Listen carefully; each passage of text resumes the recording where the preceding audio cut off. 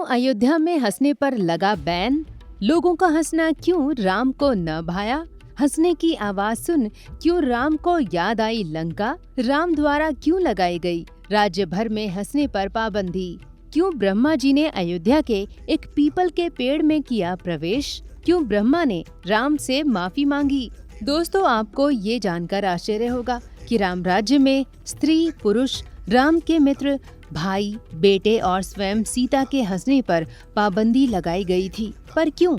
ये जानने के लिए वीडियो को अंत तक जरूर देखें।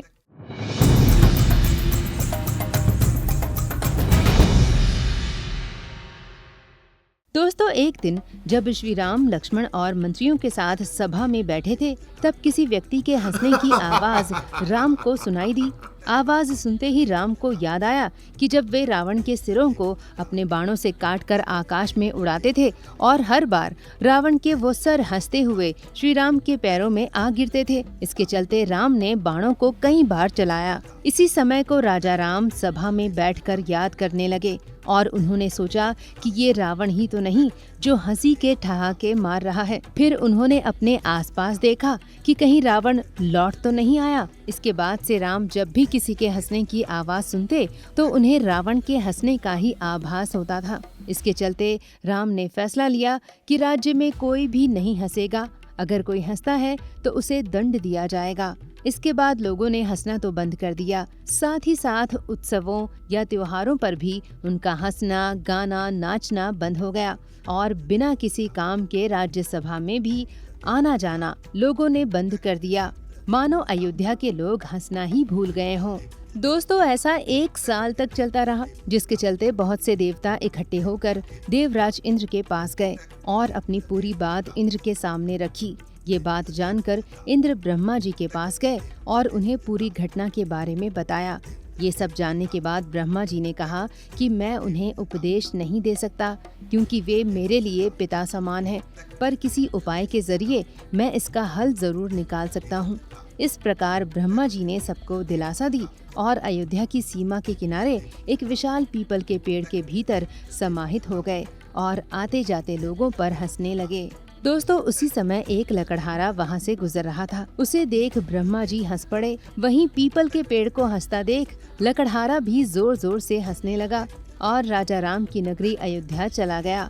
फिर उसे हंसता देख चौराहे पर खड़ा सिपाही भी हंसने लगा। इसके बाद जब सिपाही सभा में गया तो लकड़हारे को याद कर हंस पड़ा। अब उसे हंसता देख सभा में बैठा हर व्यक्ति और स्वयं भगवान राम भी हंसने लगे।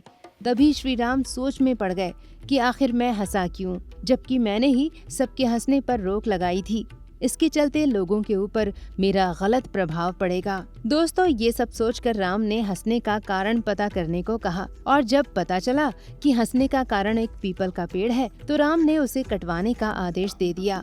लेकिन जब भी कोई जाता वो निराश होकर लौटता, क्योंकि जब भी कोई उस पेड़ को काटता तो पत्थर की बारिश होने लगती। इसे देखने के बाद श्री राम अचंभित हो गए।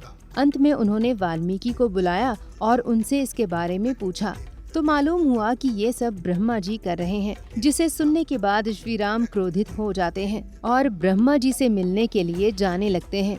ऐसे में वाल्मीकि जी ने उन्हें समझाया कि लोगों के हंसने पर अगर आप रोक लगाएंगे तो अनर्थ हो जाएगा। जिसके बाद वाल्मीकि ने ब्रह्मा जी को सभा में बुलाया और ब्रह्मा जी ने राम से कहा, मैंने जो भी अपराध किया है उसके लिए मुझे माफ करें। इस प्रकार लोगों के हंसने पर कुछ समय तक रोक लगी, जिसके बाद समस्या का हल निकाला गया और अयोध्या में फिर से लोग हंसने, गाने, नाचने और उत्साह से पर्व मनाने लगे। दोस्तों, आपको बता दें कि हमारी इस वीडियो में बताया गया प्रसंग आनंद रामायण से लिया गया है। तो अगर आपको ये वीडियो पसंद आया हो, इसे लाइक और शेयर जरूर करें और अगर आपने अभी तक हमारे चैनल को सब्सक्राइब नहीं किया है तो जल्दी से कर लें। धन्यवाद।